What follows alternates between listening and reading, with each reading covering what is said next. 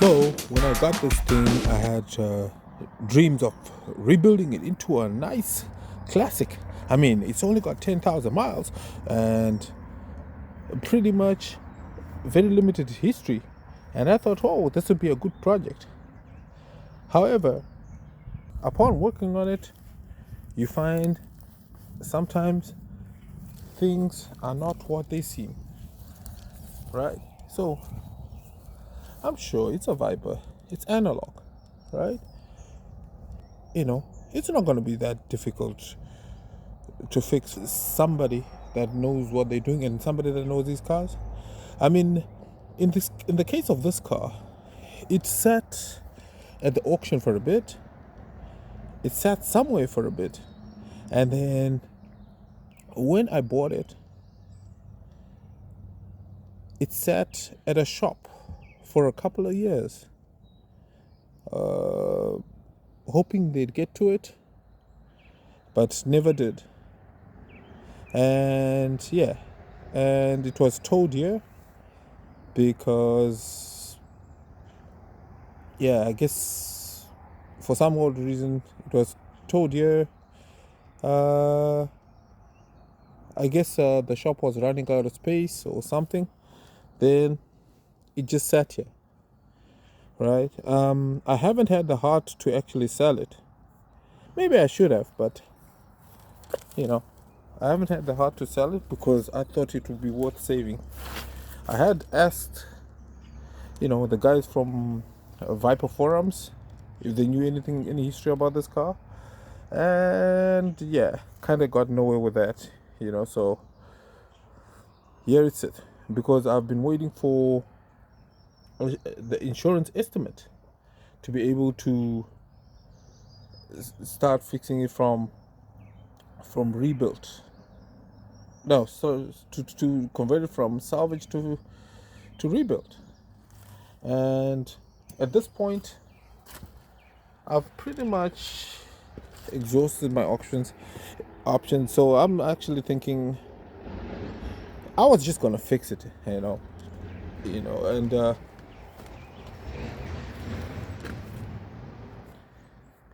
I was just gonna fix it, and I know if I can't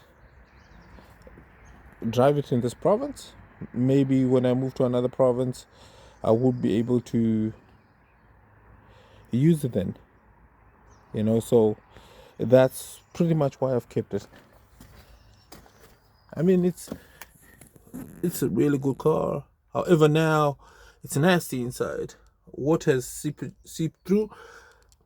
See, on the floor, water everywhere. I'm just going to take these seats out, and if I had known, I would have taken the interior out. Or if I had known,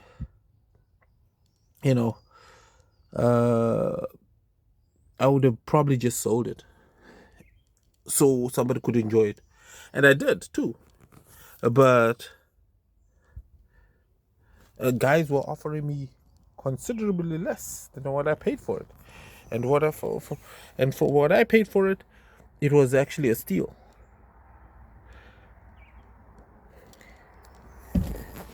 So, see,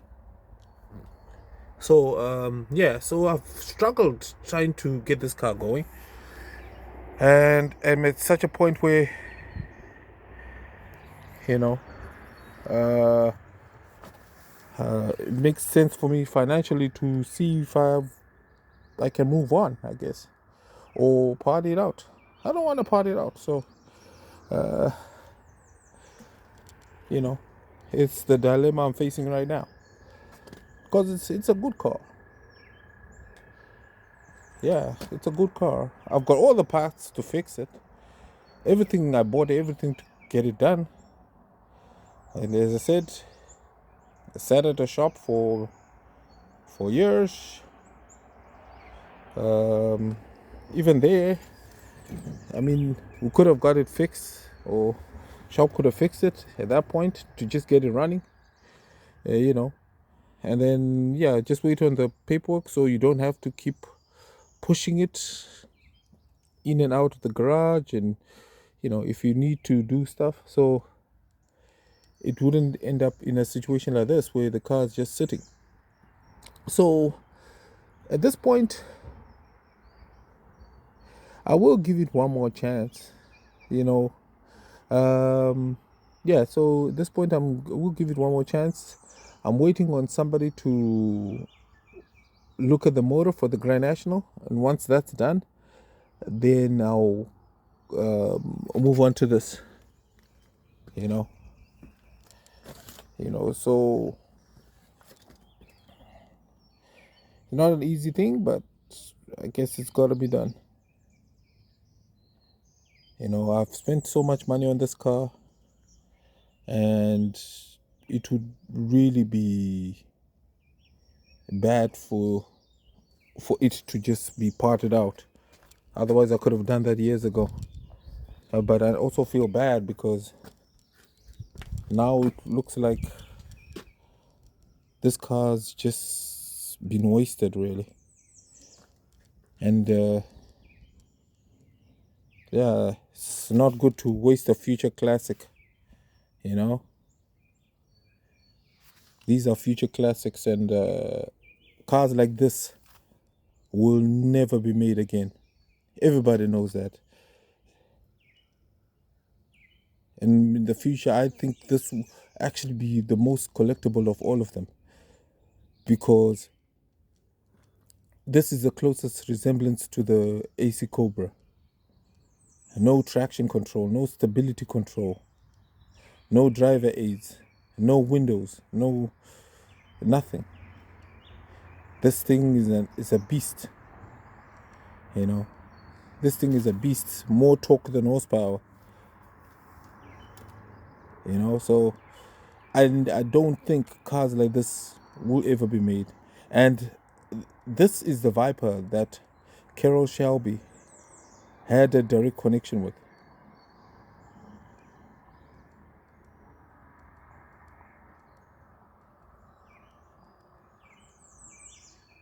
This is a Viper that Carroll Shelby had a direct connection with. So yeah, maybe it's time to let it go. We never know. Maybe at the right price. Yeah, I'll just give it one more chance to see if I can get the documentation I need. And yeah, if that fails, yeah, I'll probably have to sell it to somebody from a different province or something. They can do something with this car.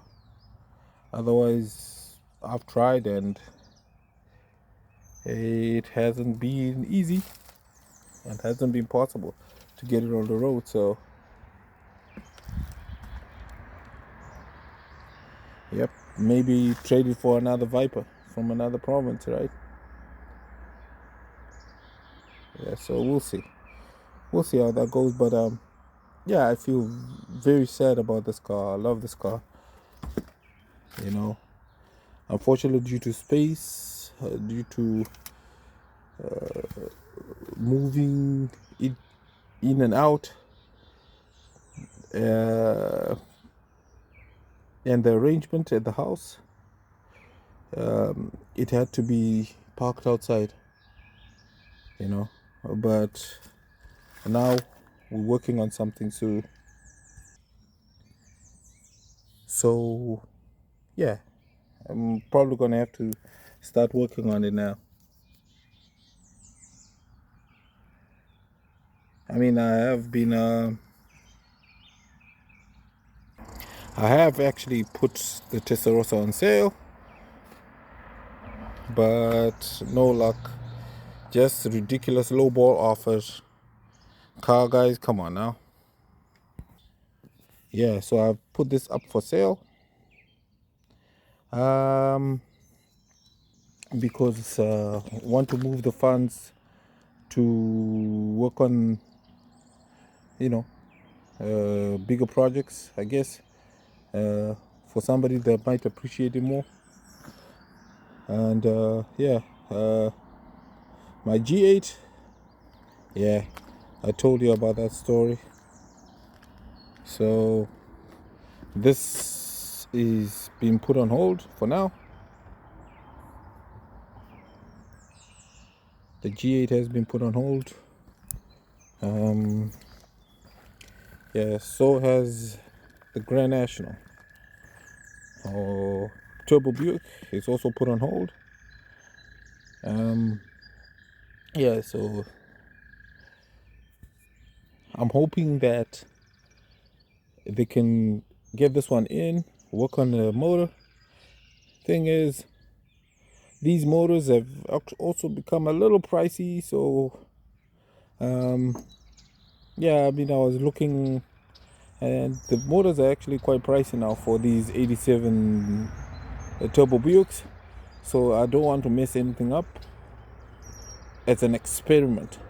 So that's why I want to take it to somebody that knows the cars, then they can see what is going on with that car, and possibly rebuild the other car.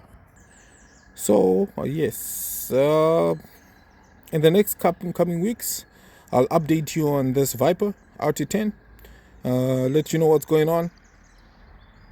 I'm just hoping things go according to plan so I can move on to something else. But otherwise, these projects are just dragging and the cars are just sitting and getting worse in condition, and it's not cool. So yeah, yes, thank you so much for watching, and bye.